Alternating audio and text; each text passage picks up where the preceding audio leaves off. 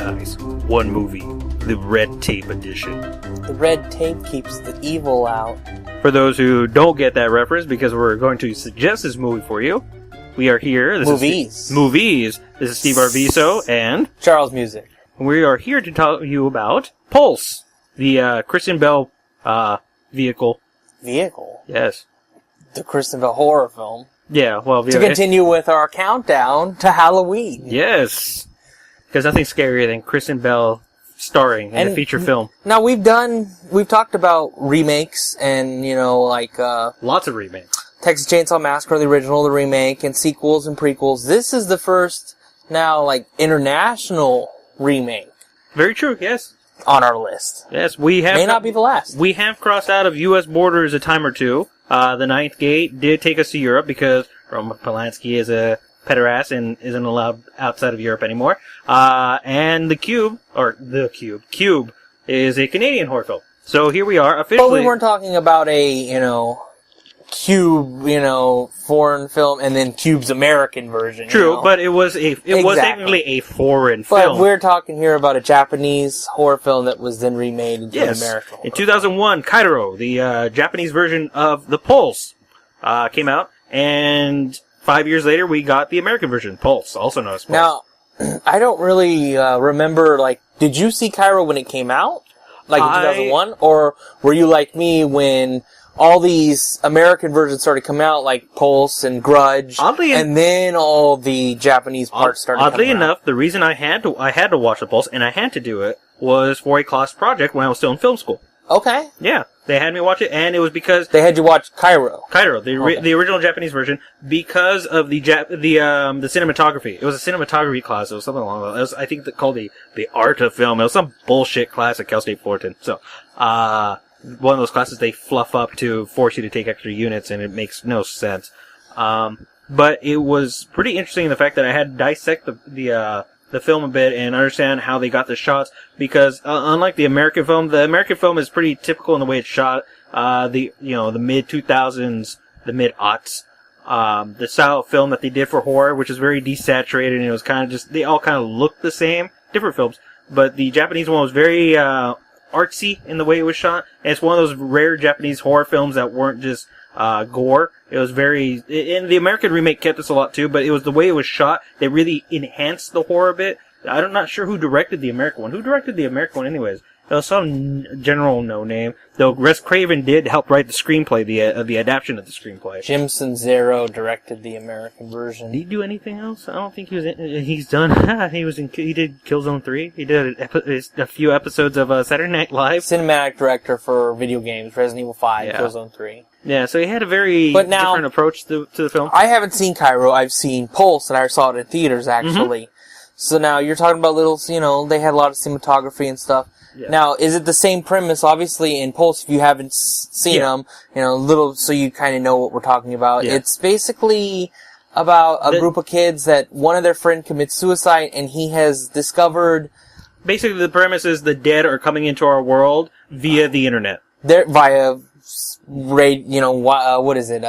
Signals. Yeah, some sort of signals. There's something going on. They pretty much hint it's the internet, or they're using the computer somehow, and that's pretty much the whole premise, and it's just the way that it deals with it. The American one is a lot more focused on the horror aspects of the ghosts showing up and the scares. The Japanese one is focused more, oddly enough, is actually more of a drama that has the supernatural elements added into it. It's very unlike The Ring or The Grudge, where it was very, spooky.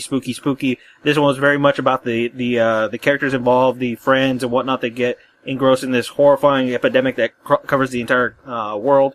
But it's the same premise in both films. The basic premise is just approached slightly differently. Pretty much the exact same story, just approached slightly differently in the remake. Well, there's a little bit of change. I think there's a little bit of a change in the American one that helps give a bit of background to it. I think, if I remember right. Does the same feeling come from... Because you watched both. Yeah. Because when I watched part one, or, not the American version... Yeah. In theaters, actually, it creeped me out. And I watched it again, attempted to watch it again, and I couldn't do it. It's too creepy. They're both creepy, but I think, and again, this might fall... It's not the fault of the script, because the script is very much an adaptation. and there's not much lost in the adaptation, especially cultural-wise. Culture-wise, it's very close, especially given the time frame and the internet still being kind of a blossoming thing at that point. It's, 2006 when it came out? And I think a lot of that might have to do with Wes Craven and the other gentleman. I think Ray Wright and a couple more people who worked on the script. They stuck very close to the story and the characters. It's just that it was the directing that really made the original film, which is why the original was upheld so well by other people in the industry and fans and horror film fans, while the American ones kind of drifted off. I see a lot of horror lists that say, what movie should I watch, top 10 stuff that you haven't seen, and it's usually the Japanese one, not the American one, that gets a lot of the push, which is weird because a lot of people don't want to go into Japanese horror, especially after The Ring and that wave of remakes. Grudge. The Grudge, and there was what other one? The Eye. The Eye, and there's a whole bunch of other ones. I remember something with water or something like that. Yeah, I won't keep going, but yeah, there's an endless list of this stuff that came out.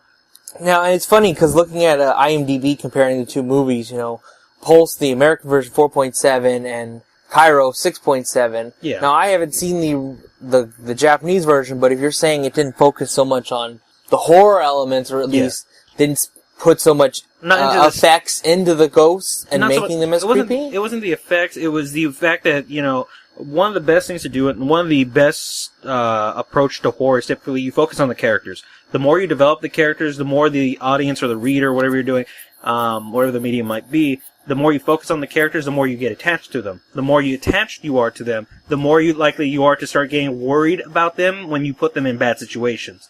And that's what the directing really did. The directing didn't focus, and the film didn't focus so much on the pop-up scares. It's really, the American one does really great visuals. It has obviously had a better budget. But the Japanese one focused more on these really chilling, slow. You felt the whole film feels very uncomfortable. It's very unsettling from beginning to end. But does it have? Because there's that scene when, of course, Maddie, Kristen Bell, she goes and sees her boyfriend, and then she finds his cat, and then he hangs himself. Yeah. But then when that ghost is flying around in the room and sucking the will to live, the soul, out of her other friend, it was. Your heart drops almost. It's like, man, this. I can only imagine sitting in my room and seeing that. I wouldn't know what to do. The supernatural element, the special effects, the ghosts and whatnot that you see in the film, and the American one is it's played up a lot more, while the Japanese one's a lot more subtle. It's more spine tingling versus the American one's spine tingling versus unsettling. Another scene I really like. I'm curious. Did the Japanese have where they printed out that big picture of the face? I believe so, yes. Okay. Yeah. And they did the red tape and everything. Yes, the red tape was, and that's weird too because the red tape thing is a cultural thing. It's very much a cultural thing as part of East Asian culture. Really? Yeah, as opposed to the American one where there's no real explanation. There's a little bit more. It has more to do with the supernatural elements in the culture, the history and whatnot. While the American one has no real explanation for it other than it just works. Well, if it was the American one, it could always did like the yellow police tape, Yeah, something do not cross. But, there's no real explanation. They don't explain it really in the Japanese one, obviously, but it is a cultural thing that does it. So, it's kind of already understood. It's understood that this works, so. So now, if you've listened to our previous days, Steven threw me, and made me grade The Lost Boys. Mm-hmm. So now I'm going to make you grade the Kairo and Pulse, and which one would you suggest the average person go and see? So first, let's go with Kairo. The average person, watch the American remake with Kristen Bell. If you're interested in most people who generally want horror want more of a quick pace. They want more of a quicker pace. They want more boo scares. They want the jump scares. A lot more of that. But if you're a hardcore horror fan now, you definitely need to watch Kairo. Okay. If you're a hardcore fan, and you watch both? You should watch both for the sake that they're the same film, but they're done so differently that you're going to get two different types of scares out of it. Okay, so two different experiences, but the same with the same film. It's generally the same film. If you want to just kind of feel like I just watched a really scary movie, go ahead and watch Pulse. If you want to feel like you can't turn off the lights at night and you're gonna feel uncomfortable without like the TV on or something like that, you definitely want to watch Kairo because that's how it's gonna make you feel. It's gonna stick with you throughout the night. You might not enjoy the movie quite as much because it's not quite as scary. So don't plan on sleeping. Okay, check. If you sleep, you're gonna want a light on. Yeah, that's pretty much how it makes you feel. So letter grade, Kairo, A, B, C, D, F. B for Kairo, and I would say C+ C for For Pulse, yeah. It's the Pulse. It's one of those rare films that did justice to the original. Because I didn't like the American remake of The Ring. I did not like the American remake of The Grudge. Both really lost a lot in the translation, and they really screwed with the premise so much that it kind of lost what made it scary. And this keeps pretty much the entire thing intact. It's just done in a different way. Now, I don't want to spoil it, so without saying exactly what happens, are the endings similar? They're very similar, yeah. Okay. Yeah, the general concept is there. Okay, yes. Yeah, I was a really big fan of the American version's ending, and just, those are my type of films, the way it ends and everything. Yeah. There's a lot more of a, I don't want to say preachy, but I guess there's a lot more of the message is a little bit heavier handed in the Japanese one. It's just the way that Japanese cinema is done. It's a lot more, blunt about messages and, archetypes and all that. It's very, very in your face and kind of lets you know what it's about. The American one's a lot more subtle. I don't know if they keep the theme quite as well, but it's there. So. Now, just one quick little thing before we wrap this up.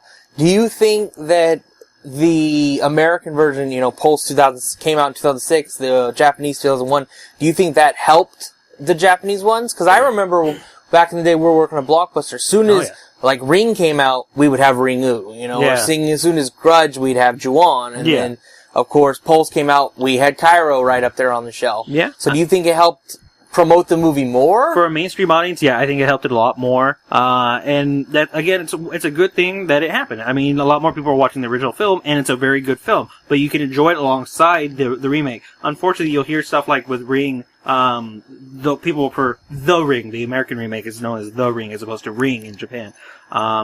People always say, well, the American one's a lot better because I like the way they did it. It's like, but that's not the idea behind it. They kind of stripped the idea and made it into a completely different type of horror film. This one's the same horror film, just done in a different vein. So I think it definitely helped a lot, and I think it started making, it's one of those films that started coming out around the time where the adaptations were starting to be a little bit more faithful to the original ones, while still adding their own flair and flavor to it.